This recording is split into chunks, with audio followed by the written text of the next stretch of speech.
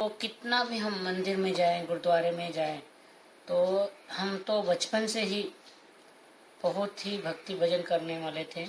और बचपन से 14-15 साल की उम्र से मैंने गुरु करना शुरू कर दिए। और इतने साल की उम्र में 25 साल की उम्र में मैंने 5-6 गुरु किए थे। तो लेकिन गुरु के पास जाते थे, मंत्र लेते थे, लेकिन उसमें शांति का अनुभव नहीं होता है। एक जो मन की शांति चाहिए वो नहीं मिलता है। जाओ सत्संग में, भजन सुनो, कीर्तन सुनो, कुछ देर के लिए शांति का अनुभव होती है, लेकिन सदा के लिए शांति नहीं मिलती है। तो ऐसे चलते चलते इस यात्रा को 2002 में मैं पंजाब में गया और वहाँ पे बिजनेस अपना करते थे। ऐसे ही एक दिन अचानक एक भाई आया हमारे पास, जो मैं मंडी में काम करता था, संतरे बेच रहा था।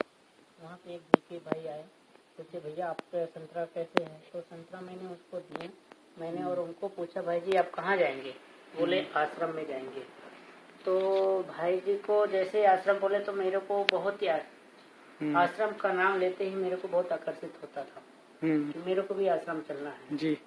तो जब वो भाई को पूछा आश्रम में चलेंगे, बोला जी जरूर चलेंगे जी।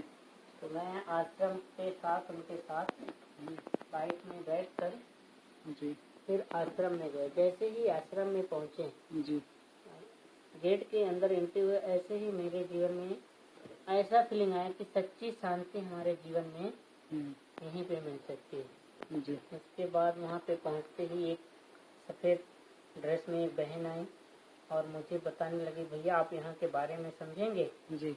मैंने बोला जरूर। तो जैसे ही हमें म्यूजियम के पास गए, शिव बाबा का चित्र देखा जी। और जैसे शिव बाबा को चित्र देखते ही मेरे के अंदर ऐसे लगा कि असली पिता हमारा यही है और हमें यहीं से ही जीवन में सच्ची सुख शांति प्राप्त हो सकती है जी।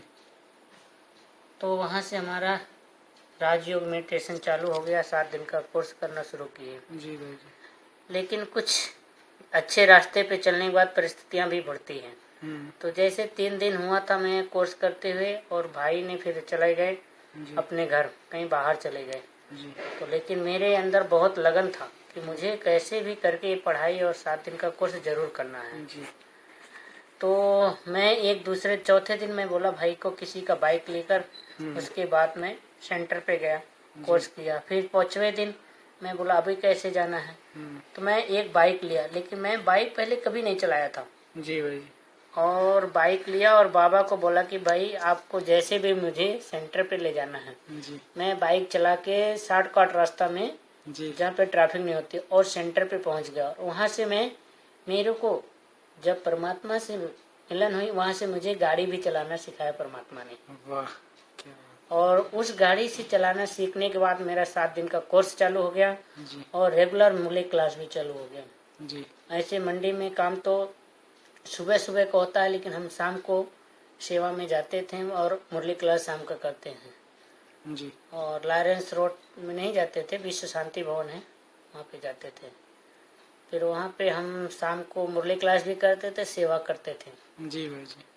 तो और संडे के दिन तो हम पूरे दिन सुबह से आके सेंटर की सेवा करते थे। जो भी सेंटर में खेती करनी है, सब्जियाँ लगाना है, कपड़े धुलाई करना है जी भाई जी। तो सच्ची दिल से सेवा करते थे, तन मन धन पूरा एकदम अर्पण कर दिया, तन मन धन से सेवा करते थे। और किन्होंने लेसन दिया था आपको, किन बहन ने? हमको लेसन दिए थे अपना सुमन बहन थी और एक 2 बहनें मिलके दिए थे जी जी। पहला दिन तो ज्योति बहन आई थी जी जी। फिर दूसरे दिन किरण बहन आई थी जी। तीसरे दिन एक बहन और आई थी जो लास्ट में पूरा किए थे मेरे को। 3 बहनें कोर्स कराए थे हमें। कितना लकी। फिर वहाँ पे हम सच्चे दिल से सेवा करते थे जी भाई जी। और सेवा करते करते जब साल भर हुआ था तो मधुबन में भट्टी होती है जी भाई जी। तो एक बार मैं भट्टी में आया तो मैं उस टाइम बिजनेस करते थे जी भाई जी। तो भट्टी का जैसे प्रोग्राम दीदी ने बताया, मैं बोला दीदी भट्टी जरूर करना है। लेकिन मैंने मंडी में आम खरीद लिया गया था जी भाई जी। आम खरीदने के बाद मैं छोड़ के किसी भाई को लगा दिया, भाई आप पार्टनरशिप में रख दिया और मैं आ गया भट्टी के लिए जी भाई। भट्टी में आने के बाद यहाँ से भट्टी करके 8-10 दिन के बाद गया जी। तो ड्रामा में देखिए कहते हैं अच्छे रास्ते पे चलने में पेपर भी परिस्थितियां भी बहुत बढ़ती है। जी भाई जी। तो जैसे ही मंडी में हम 10 दिन के पास पहुंचे वहाँ पे तो पूरे जो बिजनेस का कारोबार था पूरा ठप हो गया। जी। जिसके हाथ में दिया गया था कम से कम 2-1.5 लाख का घाटा लग गया। जी भाई। और वाह। फिर घाटा लग गया, लेकिन वहाँ से जो भट्टी करके गए थे भट्टी में इतनी अच्छी अच्छी क्लास उषा बहन सूरज भाई जी का, तो वो क्लास बुद्धि में चिंतन चलता था। जी भाई जी। कि कुछ बनना है तो कुछ तो सहन करना पड़ेगा, कुछ परिस्थिति आएगी उसका सामना करना पड़ेगा। तो कुछ दिन तो मैं मंडी बंद कर दिया क्योंकि पैसे नहीं थे, कारोबार बंद हो गया, 2-2.5 लाख का कर्जा हो गया। फिर बाबा का सिरमत पे मैं रोज अमृत बेला बाबा से कहता, बाबा आपको जो करना है आपको करना है। तो बाबा ने ऐसा जादू चलाया जी कि एक बार एक भाई ने मेरे को 2,000 रुपया देकर कि एक भाई ने 2,000, एक भाई 8,000, 10,000 रुपया दिया। फिर मैंने अपना कारोबार शुरू किया। बाबा का ऐसा कमाल किया कि 1.5 महीने के सीजन, जैसे अभी दशहरी काम आता सीजन, उस समय मैंने कारोबार चालू किया 10,000 से। जिसका 20,000 था उनको 2,000 दिया, जिसका 50,000 था उनको 5,000 दिया।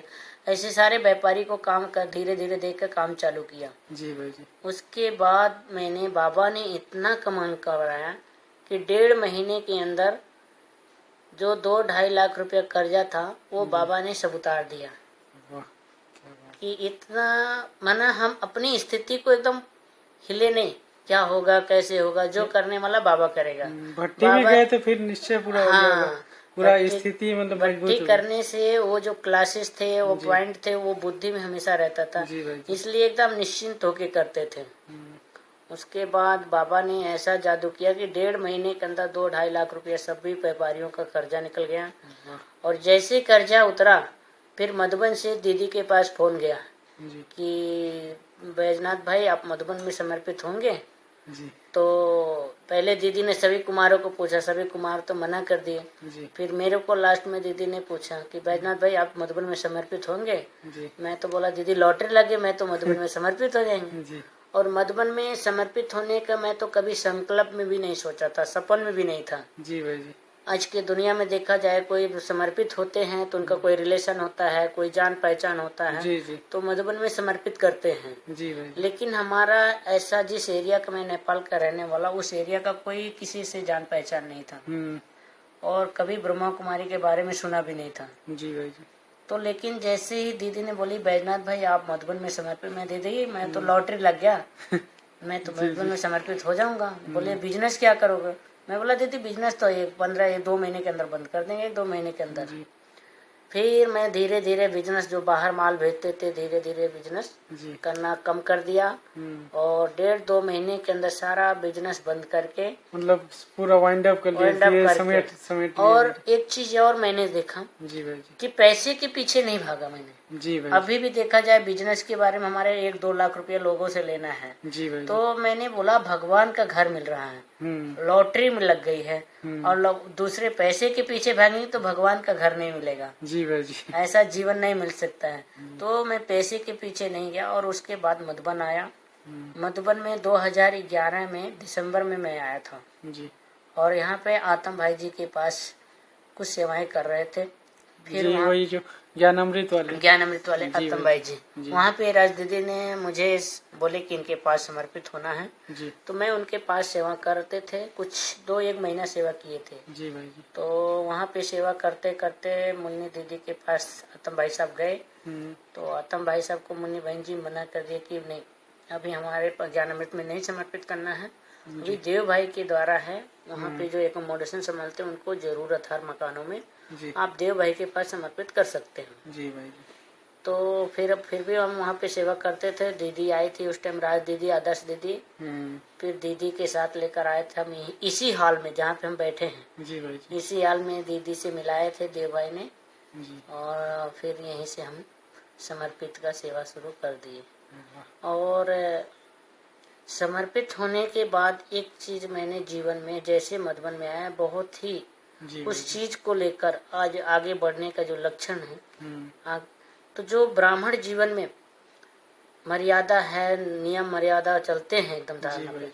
तो मधुबन में पहला मर्यादा ये है कि यहाँ पे आना है, किसी के संग में नहीं आना। जी भाई जी। कितना कहीं भी अटकना नहीं, अटकना नहीं है। जिसके लिए बाबा कहता है लोहे की जंजीर छोड़ दे लेकिन सोने की जंजीर पकड़ लेते। हाँ, जी तो भाई जी। यहाँ पे बहुत बड़ी चीज था। और सूरज भाई भी ये बोले थे, दीदी भी यही बोली थी जी सभी ने। तो उस चीज को मैंने बहुत जीवन में धारण किया। दूसरा सम्मान। सम्मान का।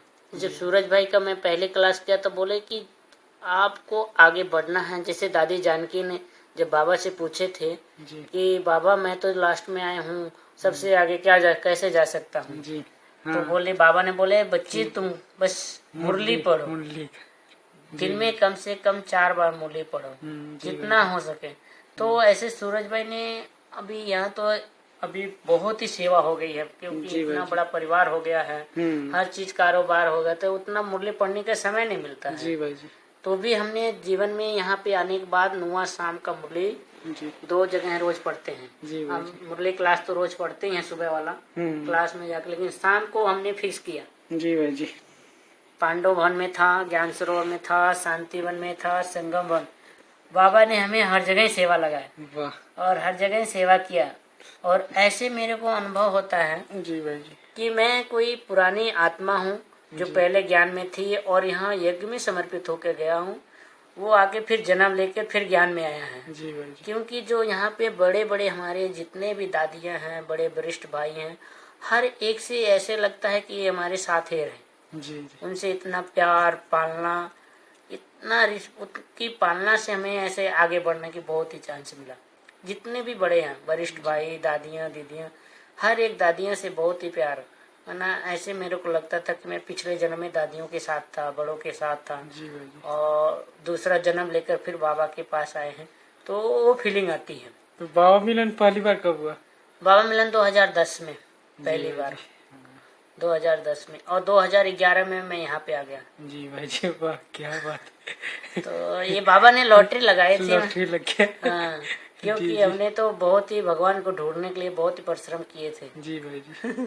पूरा। तो आपने जैसा बताया कि गुरु भी कितने किए थे। हाँ, 4 गुरु, 5वां गुरु हमारा शिव बाबा। इतनी कम उम्र में भी इतने गुरु हाँ, कर लिया आप। क्योंकि एक जो मन की शांति चाहिए तो मिलता नहीं था। जी भाई जी। उसके लिए तो बोलते एक गुरु छोड़ते थे, दूसरा करते थे।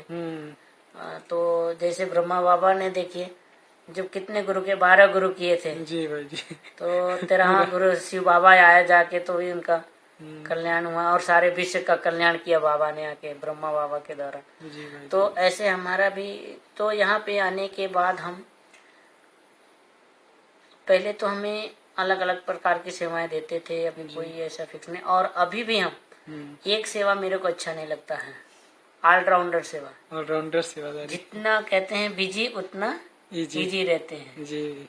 तो इतना ही, और हमको उमंग उत्साह बढ़ता है जितना हम सेवा में दिल से करते हैं। जी जी। उमंग उत्साह उतना बढ़ता, और बाबा का प्यार भी बहुत मिलता है।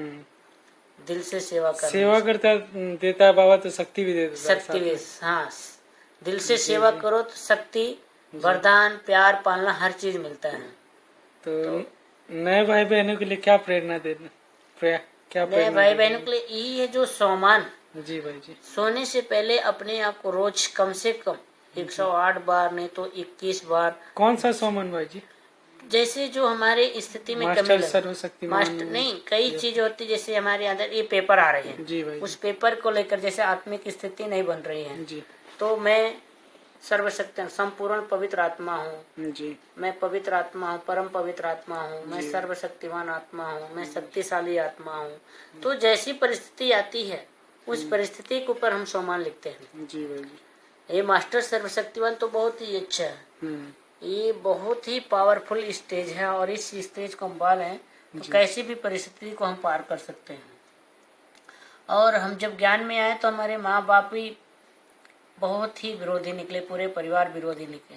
आप घर में अकेले चलते हैं ज्ञान में? घर में पहले मैं अकेले चलता था ज्ञान में, और जब ज्ञान में आने के बाद तो हमारा एक तो बहुत ही बड़ी अनुभव है, वो सुनाना चाहता हूँ। जब मैं पंजाब में था, जी भाई जी। जब ज्ञान में आया तो हमारे घर वाले शादी के लिए बहुत ही प्रेरित किए, और नहीं माना। मैंने बोला चाहे सारा संसार छोड़ना पड़े तो शादी नहीं करूंगा, फिर भी घर वाले नहीं माने और गांव के मुखिया होते हैं जी। उनको लेकर मेरा पिताजी 2-4 लोग आ गए पंजाब में आए और वहाँ पे मुझे मंडी में पता चला कि तो आपके पिताजी आ गए हैं आपको लेने के लिए। तो मैं बोला यहाँ पे जो बात करेंगे तो बहुत हंगामा हो जाएगी, मंडी की बात है जी। तो उनको जैसे देखा मैंने उनको साइड में लिया, साइड में बुला के क्वार्टर लिया था, क्वार्टर पे लेकर गया और वहाँ पे ले जाकर उनको चाय पिलाया। चाय पिला के फिर बैठाया उनको, मैं बोला किताबें पढ़िए। फिर मैं दीदी को फोन किया, मैं बोला दीदी ऐसी ऐसी परिस्थिति है, घर वाले आ गए हैं, बोले शादी करने के लिए आपको लेकर आना है। तो दीदी ने बोले देखो बैजनाथ भाई आप लेकर आएंगे सेंटर पे और परिस्थिति बढ़ेगी कि हमारे बच्चे को बिगाड़ने वाली ये बहनें हैं। जी जी। तो आप ही जो करना है करो। मैं बोला ठीक है दीदी क्या करूं। बोले आप आए हो पहले उनको भोजन वोजन खिलाओ फिर देखो प्यार से बात करो। फिर मैंने भोजन बनाया, अपने हाथों से भोजन बनाया और बाबा को भोग लगाया। जी भोग लगाते समय सारी बातें बाबा को मैंने बता दिया कि बाबा ये जीवन आपका है, ये आप आए हैं, इनको आप जैसी बुद्धि दो उनको आप चेंज करना है, मेरे को नहीं जाना है, जी भाई। शादी नहीं करनी है।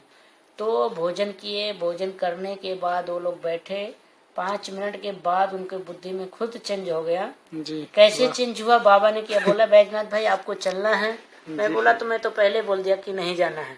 बोले आप नहीं चलना है तो हम लोग को छुट्टी दीजिए। जी।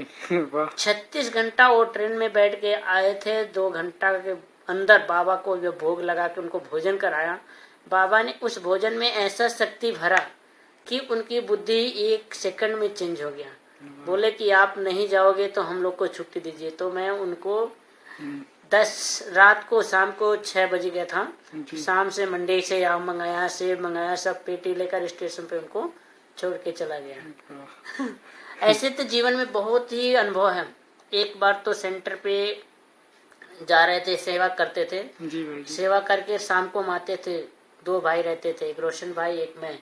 तो दोनों मोटरसाइकिल से आते थे। जी भाई। एक दिन रात को सेवा करते करते लेट हो गया और लेट होने के बाद फिर बोले कि आज जल्दी चलना है, भोजन बनाना है, क्योंकि अपने हाथ से भोजन बनाते थे। तो दोनों हम फास्ट में 80 की स्पीड में चल रहे थे।